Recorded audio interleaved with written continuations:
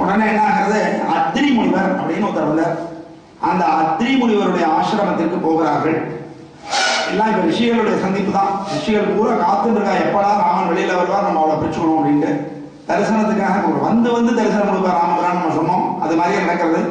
அத்ரி முனிவருடைய மனைவி அனுஷியா தேவி, அவ பார்த்தா, என்னம்மா சீதை மேல ஒரு நகரட்ட கடமை, இப்படி வெறுமனை வந்திருக்கிய அப்படின்னு. நாராயணன் வந்து தரித்திர நாராயணனா இருக்கலாம், ஆனா லட்சுமி இப்படி இருக்கக்கூடாது. ஆம்பளை வெறும் ஒரு வெள்ளை சட்டை மணியனை போட்டு அவன் மாட்டு போவான்.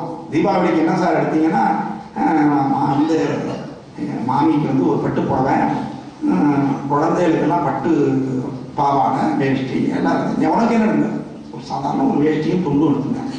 இதுதான் ஆம்பளை. ஆண்களுக்கு அலங்காரம் தேவையில்லை, அவன் எப்படி வேணா இருக்கலாம். ஆனால் பெண் என்பவள் அவளுக்குரிய அலங்காரத்தோடு, ஏன்னா எல்லாருமே மகாலட்சுமியுடைய அம்சங்கள், தப்பு கிடையாது. வருமானத்துக்கேற்ப அலங்காரம் இருக்கலாம், தப்பு கிடையாது. அதனால என்ன ஆகிறது, நீ மகாலட்சுமி, நீ இப்படி இருக்கக்கூடாதுன்னு சொல்லி தான்கிட்ட இருந்த நகையெல்லாம் போட்டுவிட்டான்.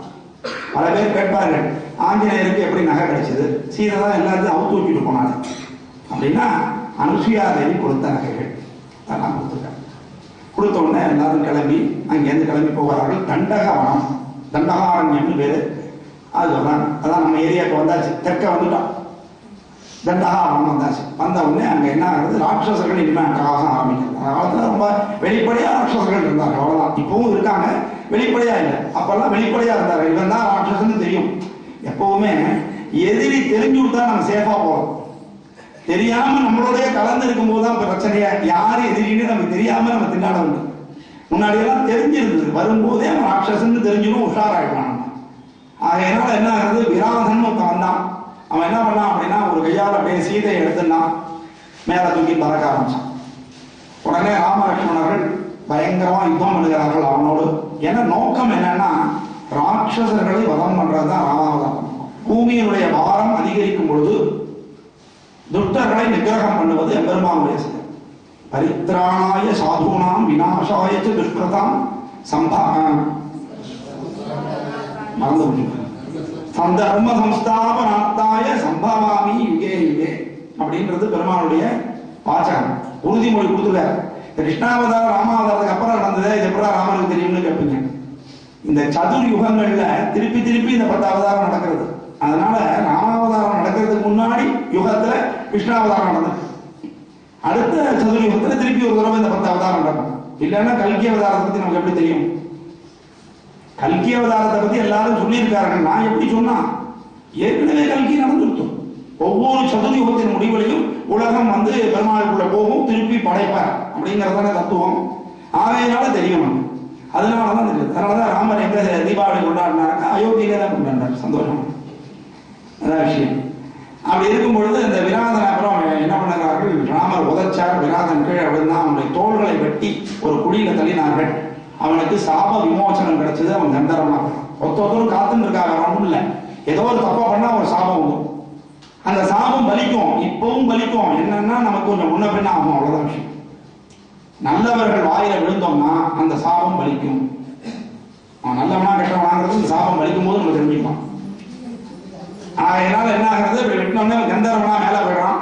அதுக்கப்புறம் ஸ்ரவங்க முனிவர் அப்படின்னு ஒருத்தருடைய ஆசிரமத்திற்கு போகிறார்.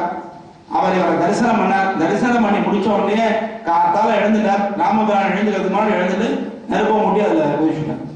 ராமரை பார்த்தா அவ்வளவு கஷ்டமா இருக்கா, நெருப்புல விழுந்துட்டாரான். திருப்பானாழ்வார் மாதிரி, உன்னை பார்த்த பின் நான் இன்னொருவரை பார்க்க விரும்பவில்லை, உன் அழகை பார்த்த பின் இன்னொன்னை பார்க்க விரும்பவில்லை. கல்யாணத்துக்கு போறோம், பதார்த்தங்கள் பரிமாறிக்கிட்டே இருக்கான். ஒரு பதார்த்தம் அக்கார வடசல் நெய் விட்டு அழகா பரிமாறியாச்சு. சாப்பிட்டோம், அந்த டேஸ்ட் நாக்கிலே இருக்கு. அடுத்தது மோர் எடுத்துக்கலாம். மோரை பார்க்குறோம், பார்க்கறச்சியே அதில் வந்து தண்ணியிலலாம் மோர் கலந்த மாதிரி இருக்கு. என்ன சொல்லுவோம், வாயை எடுத்துடாதையா, அக்கார வடசல் சாப்பிட்ருக்கேன், போ மோரெல்லாம் வேணும் சார், ஜீரணம் சார், இஞ்சி எல்லாம் போட்டுருவோம் சார், என்ன வேணா ஆட்டம் போ, அக்கார வடசல் டேஸ்டே வாயிலே இருக்கு, விடாமாட்டேன். அடுத்த நாள் ஜெனிக்கக்கூடிய அக்கார வடசல் டேஸ்ட் நம்ம வாயில இருக்கிறது நமக்கு பிடிச்சிருக்குன்னு சொன்னால், என்றென்றைக்கும் நிலைத்திருக்கக்கூடிய எம்பெருமானின் தரிசனம் நம்ம மனசுல எப்படி இருக்கும்? ஆகையினாலே ராமபிரானை தரிசித்த இந்த கண்களால் இனிமேல் நான் எதையும் தரிசிக்க விரும்பவில்லை. எனக்கு அந்த ஆத்மாவோட லட்சியம் நிறைவேறிவிட்டது. என்ன சார் லட்சியம்? நம்ம நாளைக்கு இருக்கோம், நிஜமாவே பெருமாள் வந்து நம்மகிட்ட பேசிட்டாருன்னா அதுக்கப்புறம் நமக்கு என்ன தேவை? அதை விட உயர்வு என்ன இருக்கு? ஒருத்தரும் ஒரு லட்சியம் வச்சிருக்கோம், அந்த லட்சியம் நிறைவேறுதுன்னா வாழ்க்கை இருக்கு, லட்சியமே நிறைவேறிடுச்சு, பரவாயில்லன்னு சொல்றோம் முடியும். அதுபோல இவருடைய லட்சியம் ராமபிரானை தரிசனம் பண்ணணும். தரிசனம் பண்ணியாச்சு, இனிமே என்னத்துக்கு இந்த உடம்பு இங்க இருக்கணும், விட்டாச்சு. அதனால அப்படி ஆச்சு. அதுக்கப்புறம் என்ன பண்ணார், 10 வருஷம் அங்கேயே தான் இருக்கு, தண்டகாரண்யத்திலே தான் இருக்கார் ராமபிரான். அதுக்கப்புறம் பார்த்தா அகஸ்தியரை போய் பார்க்க, அகஸ்தியர் ஆசிரமத்துக்கு போகிறாங்க. யாரும் சொன்னா பக்கத்துல தான் அகஸ்தியர் இருக்கா, போய் பாருங்க. இந்த அகஸ்தியர் எப்படிப்பட்டவர் அப்படின்னா, அதான் சொல்லுவா, கள்ளனை நம்பினாலும் நம்பலாம், குள்ளனை நம்ப கூடாதுமா. 2 பேருக்கு அந்த பழமொழி போடணும். ஒன்னு வாமனாவதாரம், இன்னொன்னு இந்த அகஸ்தியர். 2 பேரும் அவ்வளவு சாமர்த்தியம். குட்டையா இருக்கிறவங்களுக்கு எப்பவுமே சாமர்த்தியம் ஜாஸ்தி இருக்கும். பார்க்கறதுக்கு தான் குள்ளமா இருப்பார்களே தவிர எப்பவுமே சாமர்த்தியம் ஜாஸ்தி இருக்கும். லால் பகதூர் சாஸ்திரி குட்டையா தான் இருக்கும், அப்துல் கலாம் குட்டையா தான் இருக்கு. பார்த்தீங்கன்னா ரொம்ப குட்டை. அதனால குட்டையா இருக்கிறவங்க நம்ம வருத்தமே யாரும் பட வேண்டாம்.